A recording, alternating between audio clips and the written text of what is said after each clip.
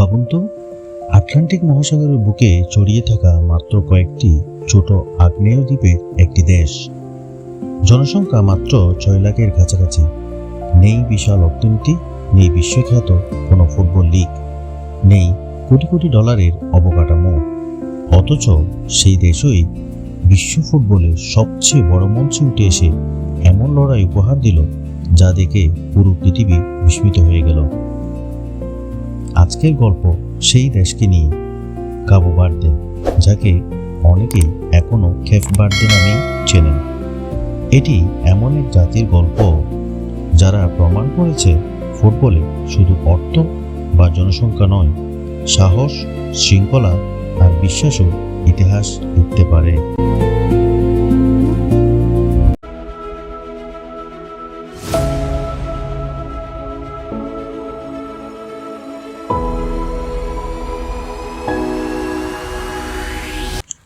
আফ্রিকার পশ্চিম উপকূল থেকে প্রায় 6000 কিলোমিটার দূরে আটলান্টিক মহাসাগরের মধ্যে অবস্থিত কাবো ভার্দে 10টি প্রধান দ্বীপ এবং কয়েকটি ছোট দ্বীপ নিয়ে গঠিত একটি স্বাধীন রাষ্ট্র। দেশটির আয়তন মাত্র 4033 বর্গ কিলোমিটার। ভৌগোলিক দিক থেকে কেপ ভার্দে আফ্রিকার অন্তর্ভুক্ত হলেও এর সংস্কৃতিতে রয়েছে ইউরোপ আর আফ্রিকার এক অপূর্ব মিশ্রণ।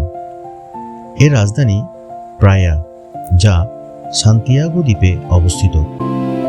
পুরো দেশের জনসংখ্যা মাত্র 5,82,000-এরও কিছু বেশি।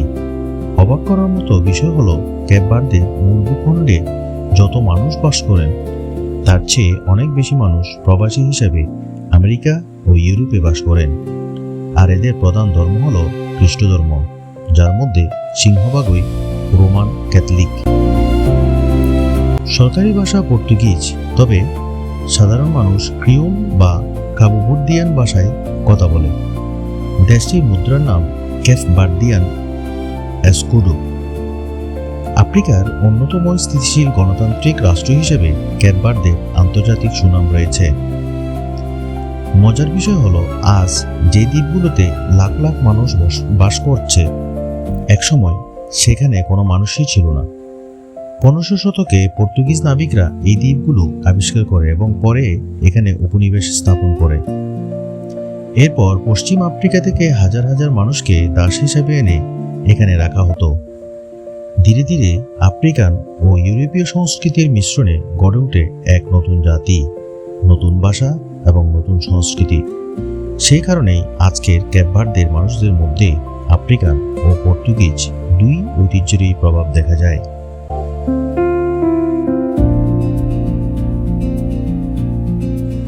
1975 সালের 5 জুলাই কেপ ভার্দে পর্তুগালের কাছ থেকে স্বাধীনতা লাভ করে। স্বাধীনতার পর প্রথম দিকে একদলীয় শাসন ব্যবস্থা থাকলেও 1990 সালের পর দেশটি বহুদলীয় গণতন্ত্রে প্রবেশ করে। বর্তমানে এটি আফ্রিকার সবচেয়ে শান্তিপূর্ণ এবং রাজনৈতিকভাবে স্থিতিশীল দেশগুলোর একটি হিসেবে পরিচিত। কেপ ভার্দে আফ্রিকার অনেক দেশের তুলনায় উন্নত এবং মধ্যম আয়ের দেশ, তবে এটি ধনী রাষ্ট্র নয়। প্রাকৃতিক সম্পদ খুবই কম, বড় বড় খনিজ সম্পদ নেই, কৃষির জন্য জমি সীমিত। তাই দেশের অর্থনীতি মূলত দাঁড়িয়ে আছে পর্যটন, বিদেশে বসবাসরত নাগরিকদের পাঠানো রেমিট্যান্স এবং সেবাখাতের উপর। কেপ ভার্দের সবচেয়ে বড় ব্যবসা হচ্ছে পর্যটন।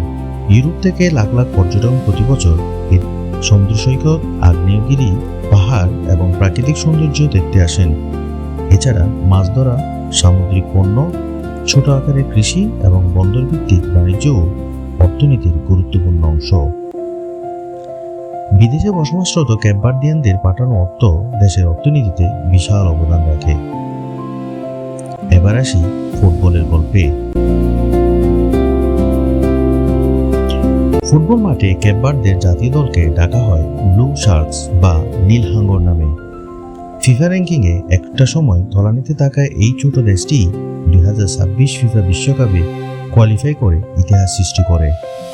2023 সালের অক্টোবরে এসওয়াতিনিকে 3-0 গোলে হারিয়ে তারা নিশ্চিত করে তাদের ইতিহাসের প্রথম বিশ্বকাপ টিকিট।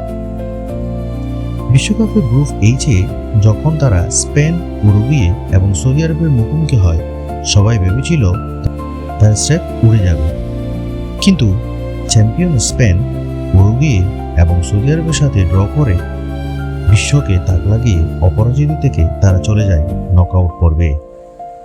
বিশ্বকাপ ইতিহাসের সবচেয়ে কম জনসংখ্যার দেশ হিসেবে নকআউটে যাওয়ার রেকর্ডও করে তারা। শেষ 16-এর লড়াইয়ে লিওনেল মেসির আর্জেন্টিনার বিরুদ্ধে অতিরিক্ত সময় পর্যন্ত বুক চিতিয়ে লড়াই করে 3-2 ব্যবধানে হারলেও তারা বিশ্ববাসীর মন জয় করে নেয়। এই রূপকথার মহাকাব্যের প্রধান নায়ক ছিলেন কেপ ভার্দের 40 বছর বয়সী কিংবদন্তি গোলরক্ষক ও অধিনায়ক জোসিমার দিয়াস, যাকে ফুটবল বিশ্ব চেনে বজিনহা নামে। স্পেনের বিরুদ্ধে ম্যাচে একাই 7টি নিশ্চিত গোল বাঁচিয়ে তিনি ম্যাচ সেরা হন।